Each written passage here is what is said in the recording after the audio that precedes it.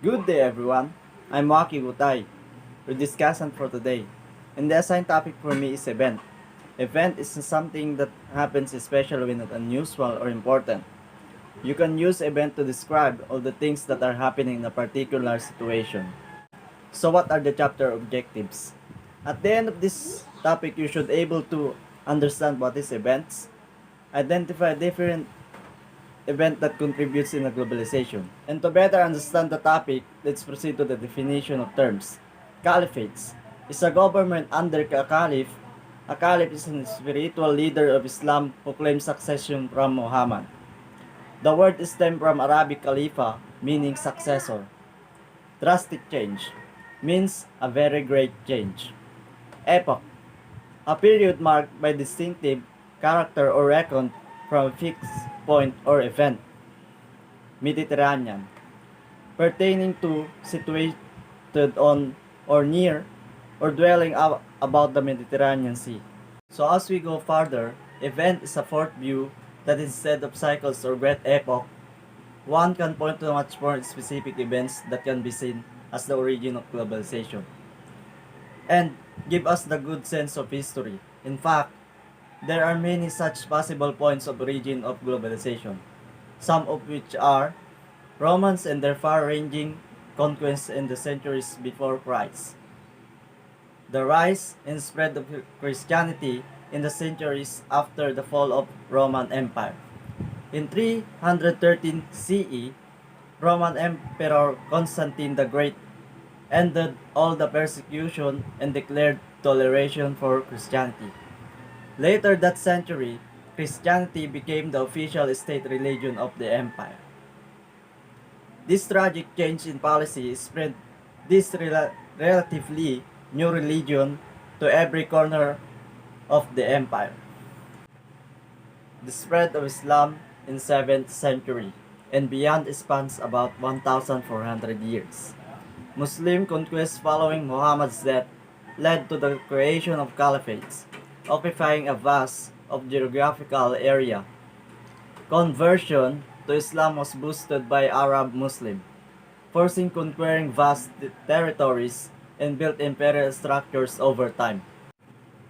The travel of Vikings from Europe to Iceland, Greenland and briefly to North America in the 9th through the 11th centuries as example of and landmarks in the globalization.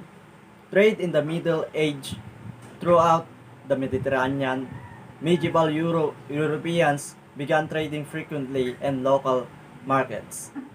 At the larger and less frequent fairs in hill towns and cities. The activities of banks of the 12th century Italian city states.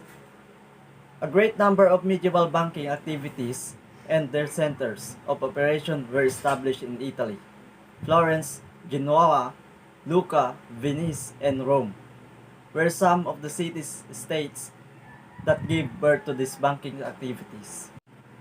The rampage of armies of Genghis Khan into Eastern Europe in the 13th century. Numerous European political entities destroyed, subjugated, and raided and forced to pay tribute.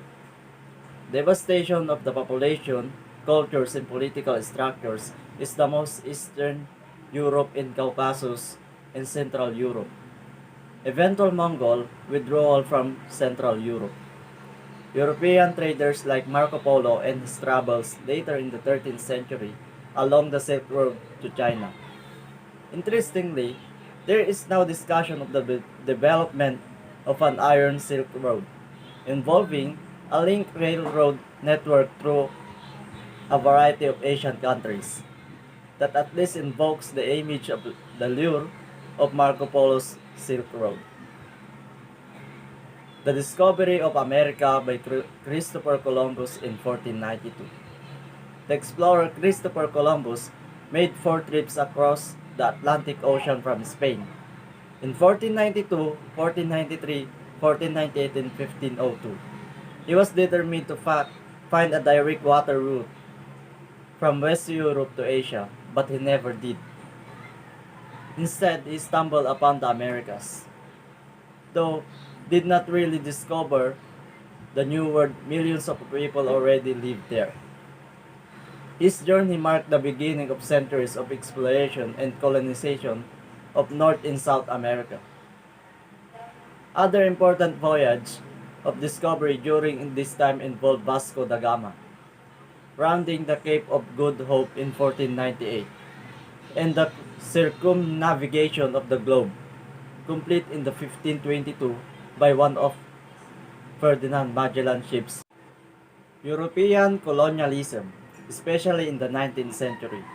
In the 19th century, energized by industrial revolution and under pressure from rapidly growing population, Europe launched a new period of colonial expansion, inspired by the discovery of new markets, new areas for the settlement of Europe's poor migrants, and the desire to civilize the barbarian nation.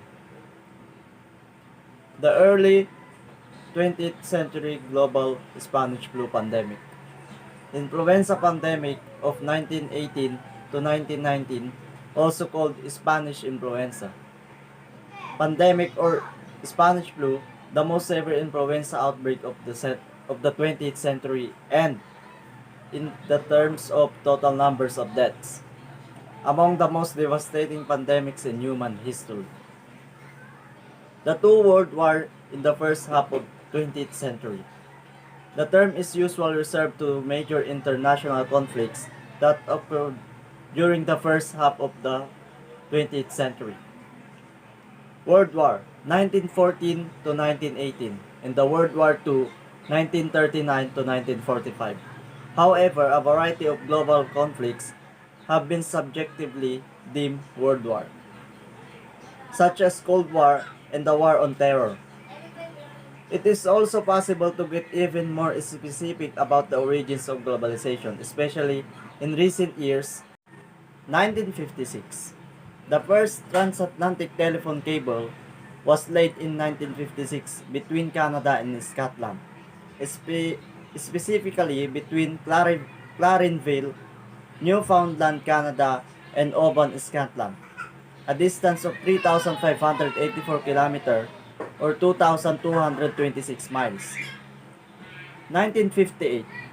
While it was possible to fly across the Atlantic in 1930s on seaplanes that made several stops along the way, the big revolution in this area was the arrival of transatlantic passenger jet travel, with the first flight being Pan Am's flight from New York to London, with a stopover for refueling required in Newfoundland. 1962, the launch of the satellite Telstar, and soon thereafter the first transatlantic television broadcast. Telstar 1 is a communication satellite launched by NASA on July 10, 1962. It was a satellite that allowed the first live broadcast of television image. 1966. The transmission from a satellite of the picture of the Earth as a single location, not only leading to a greater sense of the world as one place, increased global consciousness, but also of great importance to the development of the global environmental movement. To sum up, globalization is a historical phenomena that is contributed by different specific events, which shows us a big impact of changes in our entire world.